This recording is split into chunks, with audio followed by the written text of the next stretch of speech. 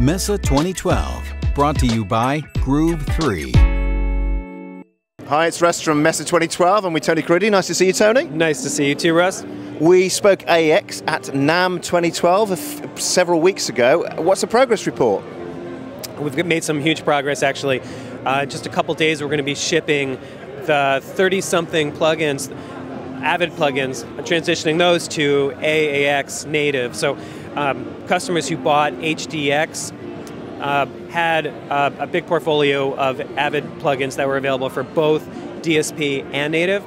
The customers that bought Pro Tools 10 Native, whether it's HD Native or just off the shelf or MBox or what have you, those guys only had 3 AAX plugins in that installer. There was the mod delay, there's the new channel strip, of course, and there was the down mixer plugin. So wasn't a lot to show for AAX. Obviously, it's a big priority for us. So just a couple days, we're going to be shipping those 30-odd plugins available for AAX Native. And in addition to those plugins that, like I said, had been available to the HDX guys, in addition to that, we're transitioning and we're shipping over the Mooger Fooger bundle as well as the classic compressor bundle. Fantastic. Well, that's Avid stuff, and of course you make some great plugins that ship from factory. How are the third parties getting on?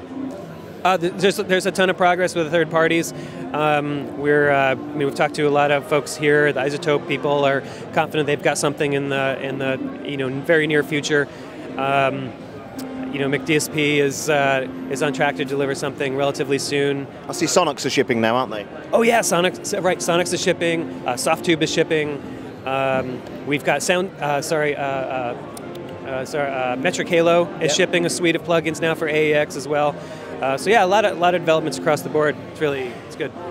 Fantastic. So just to clear something up, and there was a question we spoke about earlier. The DSPs will run on both the HDX and the HD hardware, correct? Yeah, all of the Avid plugins across the board are both DSP and native, except for Heat, which technically isn't really a plugin. That's for the DSP systems only. But aside from that, they're all both available for DSP and native, which is great. So now Revibe, Reverb 1, these are plugins that are, you're going to get, especially for folks that want to go round trip between like HD systems and a native-based system. You can do that now, and you can get those plugins come back and forth.